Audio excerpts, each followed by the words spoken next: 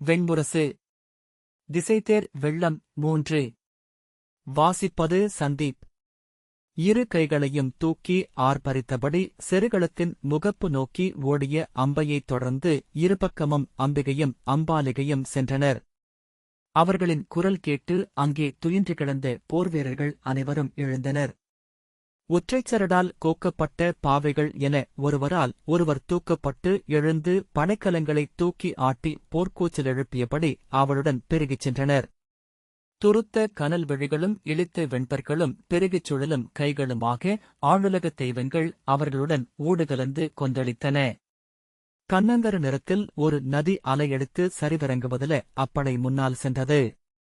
செருகளத்திற்குள் சென்றதும் பேய்த் தெய்வங்கள் குருதிமணம் கொண்ட ஓநாய்களையும் கழுதைப் புலிகளையும் போல தரையை முகர்ந்தும் கைகால்களால் சுரண்டியும் எக்களிப் போசையிட்டு துள்ளிக் குதித்துச் சுழன்றன.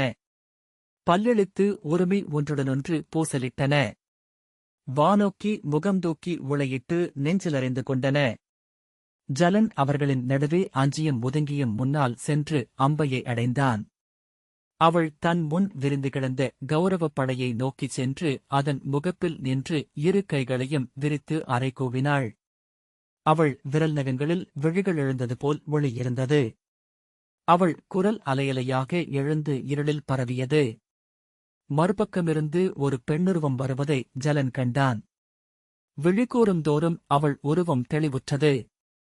இளநீலப் பட்டாடை அலைகொண்டு காற்றில் பறக்க கூந்தல் எழுந்து சிறகென உலைய அவள் சீரடியில் நடந்து வந்தாள். கண்கள் அம்பையை நோக்கி உறுத்திருந்தன. அவளுக்குப் பின்னால் அவளைப் போலவே நீலப் பட்டாடை அணிந்த எழுவர் வந்தனர். மேலும் பலர் தொடர்வது போல் இருளுக்குள் அசைவுகள் திளைத்தன. கௌரவப் படையே எழுந்து வருவது போல் ஜலன் உணர்ந்தான். அம்பை தன்னைத் தொடர்ந்து வந்தவர்களிடம் கை காட்டிவிட்டு செருகளத்து எல்லையை கடக்க முனைந்தபோது அவள் இரு கைகளையும் விரித்துத் தடுத்து நில் என்றாள். யார் நீ? என்னை தடுப்பதென்றால் என்ன பொருளென்று அறிவாயா என்று அம்பை உருமினாள். ஒவ்வொன்றையும் எரியாக்கி சாம்பலாக்கும் தழல் நான். விலகுக, என் சினத்தைத் தாங்குபவரென எவரும் இங்கில்லை. அகல்க, எதிரில் நின்றவள் நான் கங்கை. அனைத்தையும் உண்டு வயிற்றிலடக்கும் நீர் நான். எரிவடிவனின் இணையமர்ந்தவள். என் மைந்தனைக் கொன்று வஞ்சம் தீர்க்கும் பொருட்டே நீ களம் புகுந்துள்ளாய் என்று அறிவேன். எண்ணுக, ஒருபோதும் அது நிகழப்போவதில்லை. அவன் வாழ்நாளெல்லாம் என்னால் காக்கப்பட்டவன். இந்நிலத்தில் நீரென்று ஒழுகுவன அனைத்தும் என் வடிவே. அவனுக்கென எழுந்து திரள பல்லாயிரம் அன்னையர் இங்குள்ளனர் என்றாள். அம்பை ஒரு கணம் திகைத்து பின் சினத்துடன் கை நீட்டியபடி அவளை அணுகி பெண்பழி கொள்பவனின் அன்னைக்கு முதல் பழி. நீ கொண்ட பழி தீர்வது உன் மடியில் கிடந்து அவன் குருதிவடிய உயிர் துறக்கும் போதுதான். நீயல்ல, முதல் மூவரும் அவர்களின் இடம் அமர்ந்து அன்னையரும் எண்ணினாலும் அவனை காக்கவியலாது. தெய்வங்களுக்கும் மேலானது சொல். குருதியும் கண்ணீரும் கொடுத்து கணந்தோறும் பேணப்படும் சொல்லுக்கு அவிநிலைக்கா வேள்வித்தியின் 1000 மடங்கு விசை உண்டு என்று அறிக. விலகுக, என் வழியை எவரும் தடுக்கவியலாது என்று அலறினாள். வெறிச்சிரிப்புடன் வையம் காத்திருக்கிறது அவன் வீழ்வதைக் காண. அன்று தொடங்கிய ஒன்று இக்களத்தில் நிறைவுறுகிறது. நீர்மகளே, எப்போதும் சமன்களால் ஆனது இப்புணவி. எனவே முடியா கணக்குகளென ஏதும் இங்கு எஞ்சுவதில்லை என்றாள். அம்பை போர்க்கூச்சலுடன் முன்னகர அவளை எதிர்குரலுடன் கங்கை தடுத்தாள்.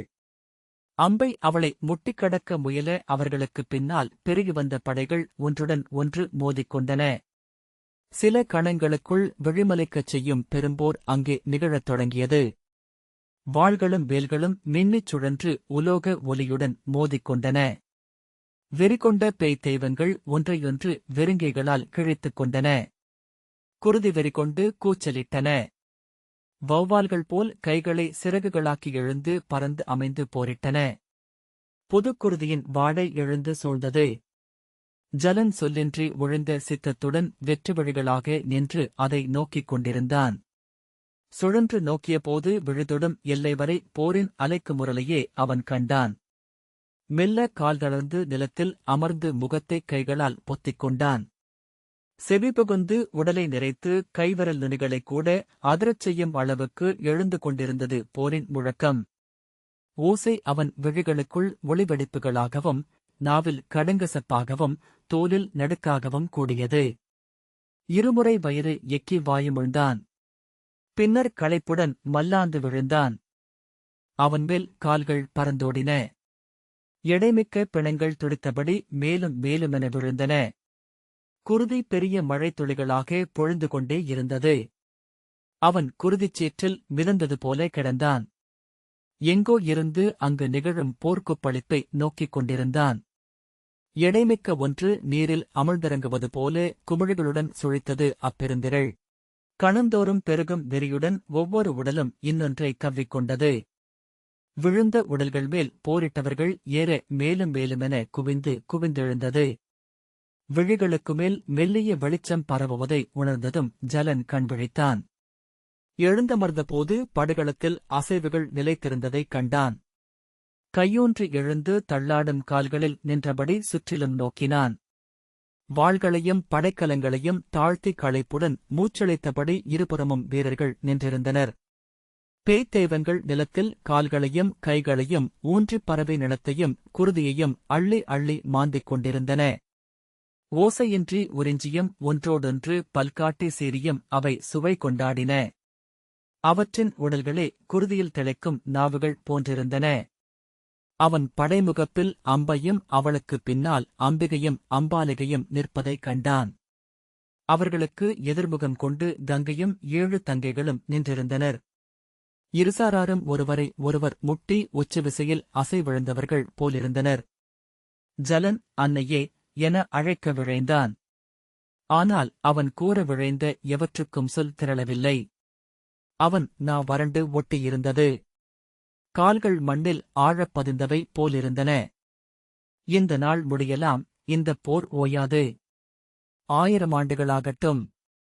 இப்புவியிலுள்ள குருதி முழுக்க இங்கே பெருகட்டும். என் பழி கொள்ளாமல் இங்கிருந்து நான் அகலப் போவதில்லை என்று அம்பை சொன்னாள். உன் வஞ்சத்திற்கு என் மைந்தனை நான் விட்டுத்தர இயலாது. நானும் என் தங்கையர் 12000 அவனுடன் நிற்போம். அவன் தேரை எங்கள் திசையால் செலுத்துவோம். அவன் அம்புகளை நாங்கள் ஏந்தி வருவோம். அவனை வெல்ல எவராலும் இயலாது என்றாள் கங்கை.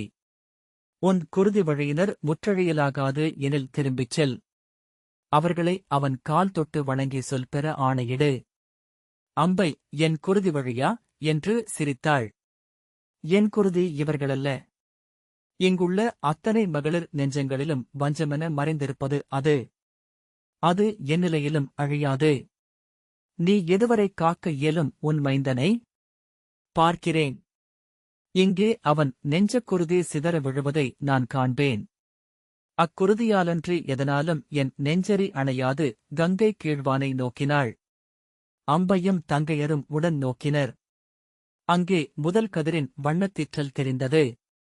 அம்பை பெருமூச்சுடன் திரும்பி இரவு செல்க. நான் பகலிலும் இங்குதான் இருப்பேன். இவர்களின் கனவுகளில் ஒரு கணமும் இங்கிருந்து ஒழிய மாட்டேன் என்ற பின் மருதிசை நோக்கி விலகிச் சென்றாள். அவள் உடன் பிறந்தாரும் உடன் சென்றனர். ஜலன் அவர்கள் சென்று மறைவதை நோக்கியபடி நின்றான். திரும்பி பார்த்தபோது தன் தங்கையருடன் கங்கையும் அப்பால் சென்று மறைவதைக் கண்டான். குருதியுண்ட பேய்த்தெய்வங்கள் பெருத்த வயிறுகளை கைகளால் ஏந்தியபடி வண்டுகள் போல நிலத்தில் ஊர்ந்து அகன்று கொண்டிருந்தன. ஒளி மேலெழுந்தோறும் அவர்கள் நிழல்களென இழுபட்டு சுருங்கி மறைந்தனர். படைக்கலங்களுடன் நின்றிருந்த வீரர்கள் பெருமூச்சுடன் திரும்பி நடந்தனர். தொய்நடையில் சென்று தாங்கள் ஏற்கனவே படுத்திருந்த இடங்களை அடைந்து கையூன்றி அமர்ந்து கால் நீட்டி சலிப்போசையுடன் மீண்டும் படுத்துக் கொண்டார்கள். களைத்த மூச்சொலிகளும் மென்முனகல்களும் ஒலித்தன. ஜலன் அவர்களின் நடுவே நடந்தான். மிக விரைவிலேயே அவர்கள் துயில் கொண்டு விட்டனர் என்று தோன்றியது. முகத்தசைகள் மெல்ல தளர கைகால்கள் தொய்ந்துவிழ அவர்கள் உதடுகள் அதிரும் குரட்டையொலியுடன் ஆழ்துயிலில் மூழ்கினர். ஜலன் தன் காவல் மேடையை அடைந்தான். அங்கே சோமுதன் கால்களை நீட்டி மார்பின்மேல் வேலை வைத்து அணைத்தபடி படுத்திருந்தான். அவன் தன் இடத்தில் அமர்ந்து வேலைக்கால் நடுவே வைத்துக் கொண்டு வானை நோக்கினான். மேலும் 2 முகில்கள் செந்நிறப் பூச்சிக் கொண்டிருந்தன. இன்னும் சற்று நேரத்தில் விடியத் தொடங்கும். முதற்கொம்பொலி எழ அரை நாழிகை கூட இல்லை. அவன் விண்ணையே நோக்கிக் கொண்டிருந்தான். உதிர்ந்த விண்மீன்களை எண்ணினான். எண்ணங்கள் குழம்பிக் கரைந்து உருவழிவதை அவனே எங்கோ இருந்து நோக்கிக் கொண்டிருந்தான். முன்காலையில் தன்னை எழுப்புவது எது என்று பீஷ்மர் எண்ணி வியப்பதுண்டு. நெடுநாள் நோன்பால் உடலில் உருவான ஒழுங்கு அது என்று அறிந்திருந்தாலும் எங்கிருந்தோ எவரோ வந்து தொட்டு எழுப்புவதாகவே அவர் உணர்வது வழக்கம். அந்தத் தொடுகையை அரிதாக உடலால் உணர முடியும். மென்மையான கை. அன்னைக்குரியது அல்லது இளமகவுக்குரியது. அத்தொடுகைக்கு முந்தைய கணம் ஒவ்வொரு முறையும் ஒன்று. அவர் காட்டில் நின்றிருப்பார். நதிக்கரைகளில், அருவியின் ஓரம், அவைகளில் அமர்ந்திருப்பார். எவருடனேனும் சொல்லாடிக் கொண்டிருப்பார் அல்லது நூல் நோக்கிக் கொண்டிருப்பார். இலக்கு நோக்கி அம்புகளை எய்தபடி ஊழ்கத்திலிருப்பார்.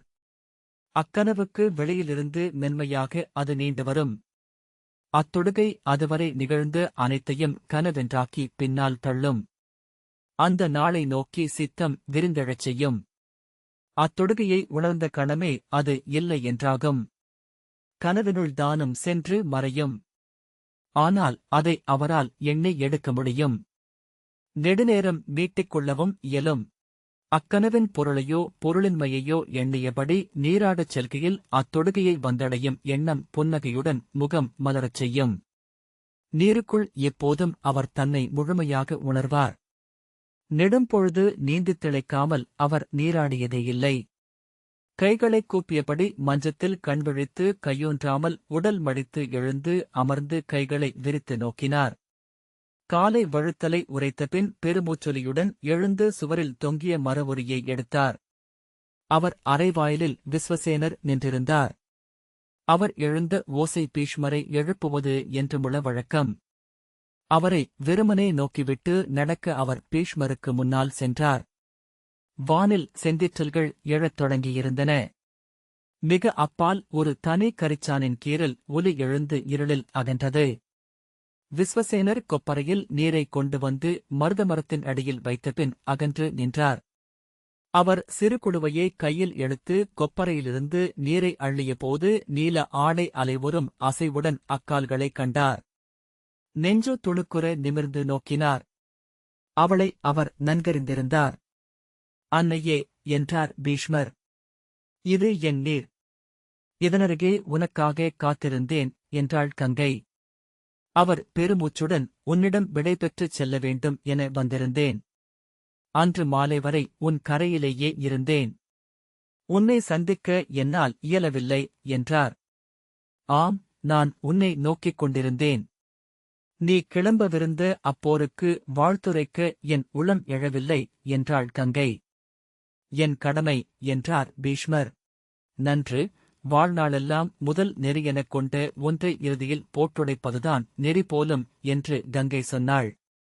பீஷ்மர் துயருடன் ஏறிட்டு நோக்கி, எனக்கு தெரியவில்லை, அன்னையே.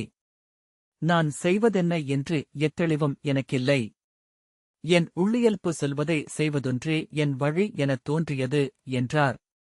தவிர்க்க முடியாமைக்கு எதிராக நோன்பு கொண்டவன் நீ என்றாள் கங்கை. ஒரு வகையில் அது நன்று, எவ்வகையிலும் தவிர்க்க முடியாது அது என நீ கண்டு கொண்டாய்.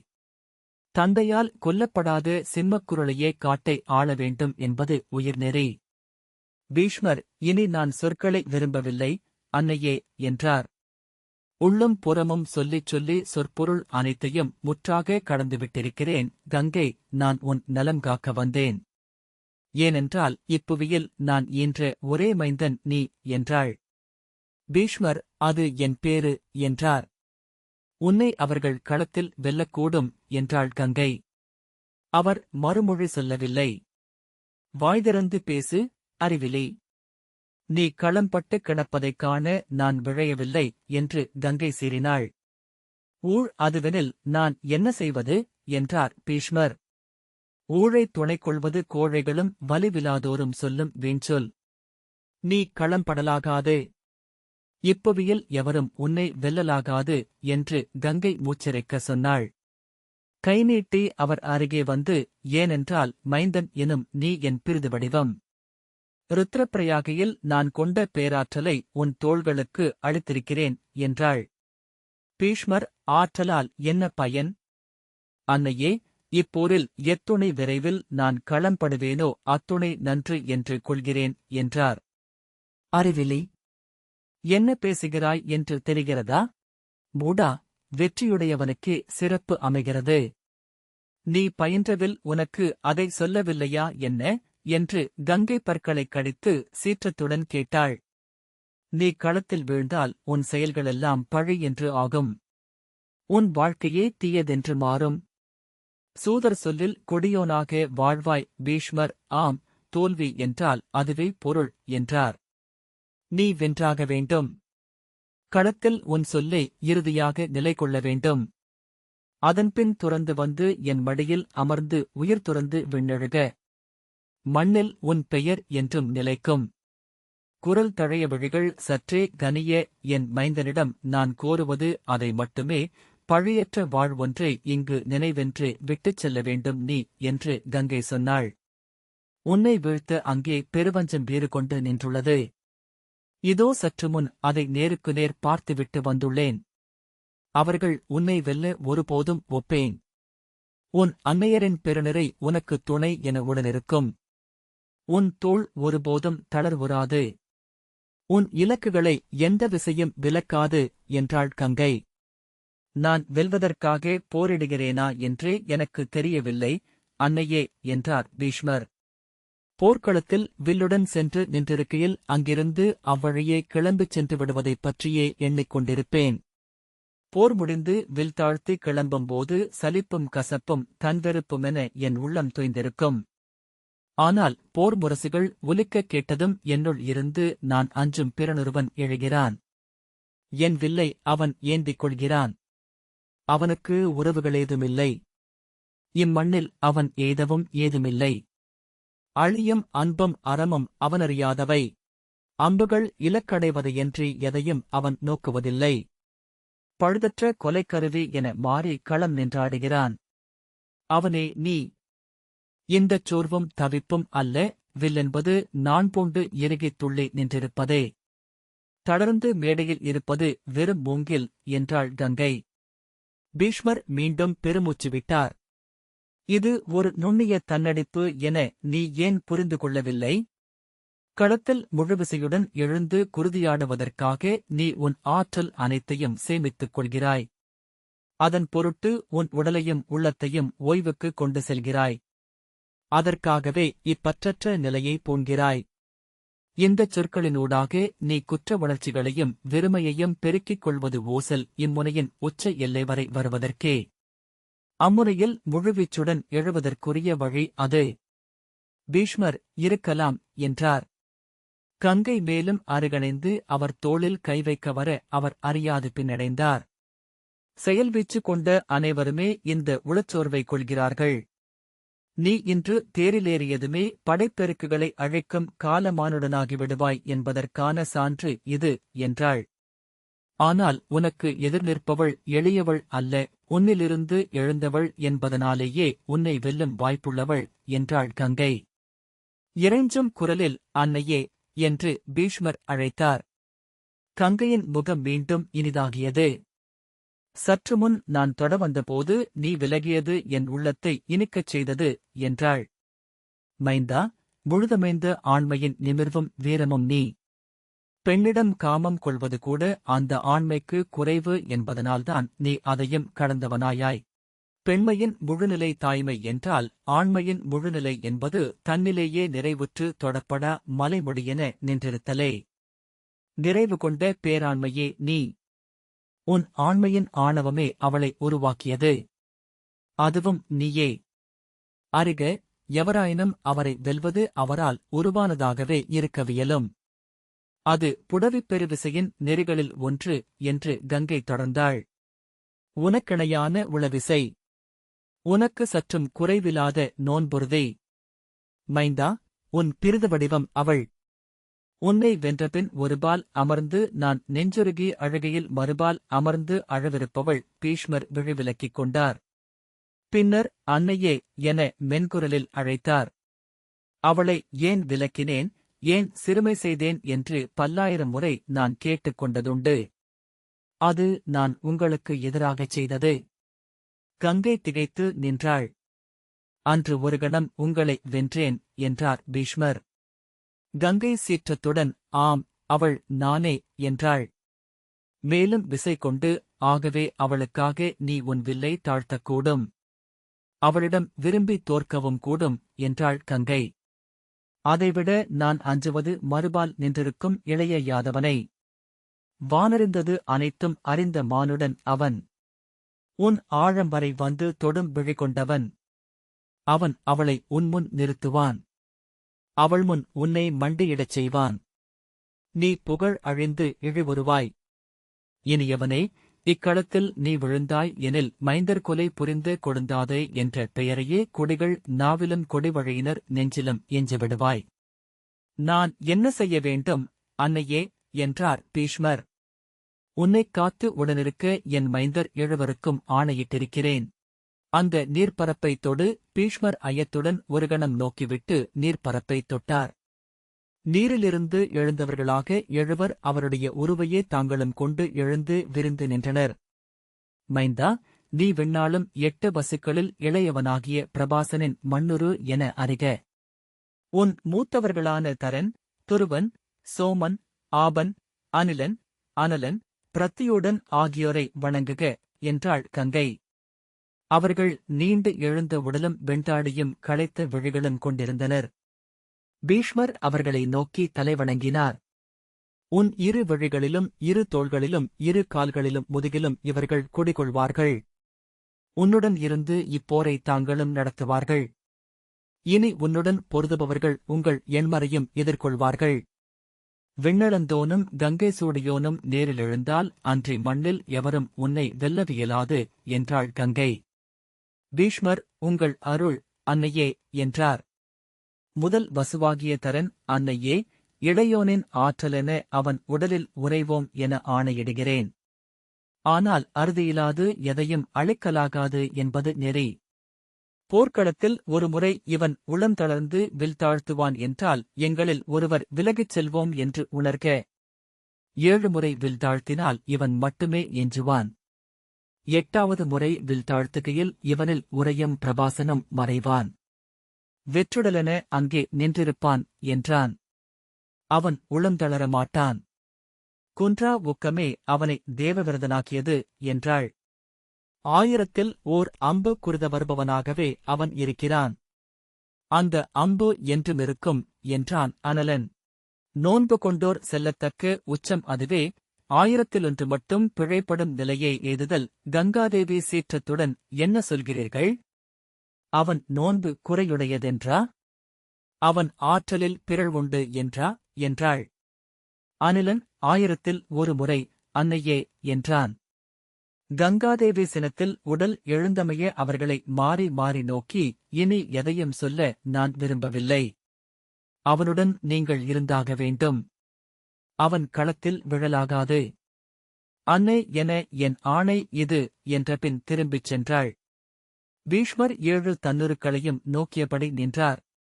அந்த 1000வது அம்பு உன் விழைவே அல்லவா, இளையோனே என்றான் சோமன். அதுவல்லவா உன்னை மானுடனாக இங்கு நிலைநிறுத்துகிறது என்றான் துருவன்.